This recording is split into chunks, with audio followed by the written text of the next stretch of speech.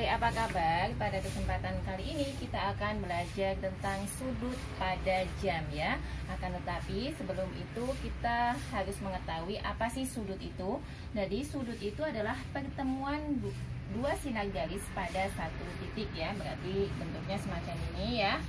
Nah, misalnya ini saya tulis A, B, C ya. Maka ini disebut dengan sudut ABC atau sudut CBA atau sudut B. Nah, besar sudut itu ya, jadi besar sudut itu dinyatakan dengan derajat. Jadi misalnya ini adalah misalnya ini saya tulis A derajat. Jadi besarnya adalah menggunakan derajat ya. Kemudian alat untuk mengukur sebuah sudut itu biasanya kita menggunakan busur, ring ya. Nah, sekarang kita akan belajar bagaimana sih sudut pada jam itu ya. Nah, sudut itu kan ada bermacam-macam ya jenis-jenisnya. Ada namanya sudut telancip ya. Sudut telancip itu besarnya kurang dari 90 derajat. Itu disebut dengan sudut telancip. Kemudian ada namanya sudut siku ya. Siku itu besarnya sama dengan 90 derajat. Jadi dia tepat di 90 derajat. Namanya sudut siku. Ada namanya sudut tumpul ya. Kalau sudut tumpul lebih besar dari 90 derajat ya. Kemudian selain tiga sudut ini ada namanya sudut lurus ya. Sudut lurus itu besarnya 180 derajat. Jadi garis lurus ya. Kemudian ada sudut satu putaran penuh. Nah, satu putaran penuh itu adalah 360 derajat. Nah, pada jam itu adalah sudutnya satu putaran penuh atau 360 derajat. Misalkan di sini saya coba menggambarkan sebuah jam ya. Jam analog ya. Jam dinding ya. Kalau jam digital dia tidak mempunyai sudut ya, kalau digital ya. Ini adalah jam analog, jam yang kita lihat biasanya di dinding ya, jam beker. Nah, 7, 8, 9, 10, 11. Nah, pada jam itu kan mempunyai 12 angka ya. Dari angka 1 sampai ke angka 12. Jika berputar misalnya ini ya, dari angka 12 kembali ke angka 12, maka besar sudutnya itu adalah 360 derajat. Sehingga setiap ruas angka atau setiap angka pada jam ya, artinya misalnya dari sini ya, misalnya ini, nah misalnya jam 1. Jam 1, sudut kecil yang dibentuk oleh jam 1 ini berapa derajat? Karena satu putaran penuh itu tadi adalah 360 derajat dan jam itu mempunyai 12 angka, maka ini kita bagi dengan 12 ya. Sehingga hasilnya adalah setiap satu ruas ini ya, kalau ini kita bagi 12, jadi setiap perluasan ini adalah nilainya adalah 3 ya. 36 dibagi dengan 12 berarti adalah 30 derajat. Berarti nilai setiap ruasnya ini adalah 30 derajat. Nah, ini nilainya 30 derajat ya. Nah, biasanya ya pada ruas jam itu kan ada detiknya juga ya. Biasanya sampai 5 ya.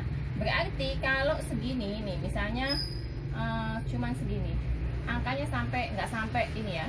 Berarti kalau cuma segini ya, setiap detiknya atau setiap menitnya ya, karena kan misalnya dari sini ke sini itu kan berarti 5 menit. Berarti ya 30 kita bagi dengan 5 berarti nilainya 6 derajat. Contoh ya, kita ke contoh dulu. Misalkan saya mempunyai, tentukan besar sudut ya yang dibentuk oleh jam 4. Berarti misalnya tentukan besar sudut yang dibentuk oleh jam 4. Maka kita lihat, kita gambar dulu ya. Jam 4 itu kan posisinya gini. Ke 12 dan ke 4 ya. Berarti berapa ruas? Ada 1, 2, 3, 4. Ada berapa? Ada 4 ruas. Sementara tadi setiap ruasnya nilainya adalah 30 derajat. Sehingga kita tulis 4 kalikan 30 derajat. Berarti hasilnya adalah 4 kali 3, 12, tambahin 0, 120 derajat. Jadi ini besar sudutnya 120 derajat. Lalu ini kan sudut kecilnya yang dibentuk oleh jam 4. Sudut di luar ini berapa nilainya?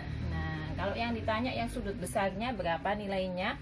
Berarti tadi satu putaran penuh itu kan 360 derajat. Kita kurangkan dengan 120 derajat. 0 kurangi 0, 0 ya. 6 kurangi 2 berarti 4. 1 kurangi 3 kurangi 1 berarti yang ini nilainya 240 derajat ya. Sekarang misalnya soalnya kita ubah gini.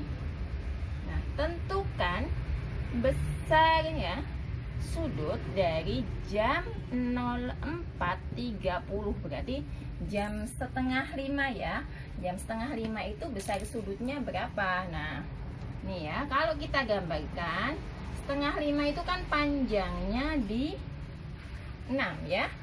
Nah, pendeknya di mana? Karena dia sudah 30 derajat, biasanya pendeknya juga ikut bergerak.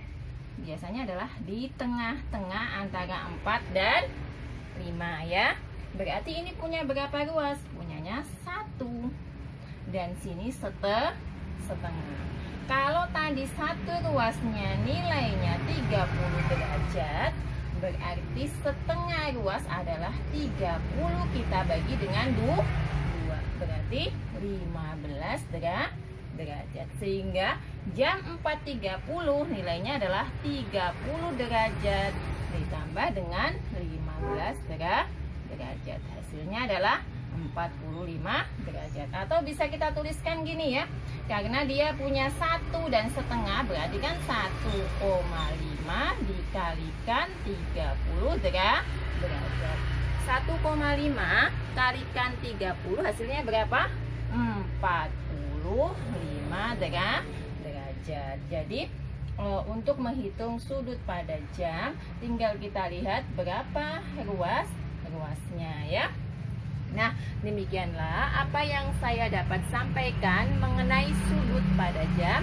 Semoga dapat dipahami dan sampai jumpa di video selanjutnya. Terima kasih.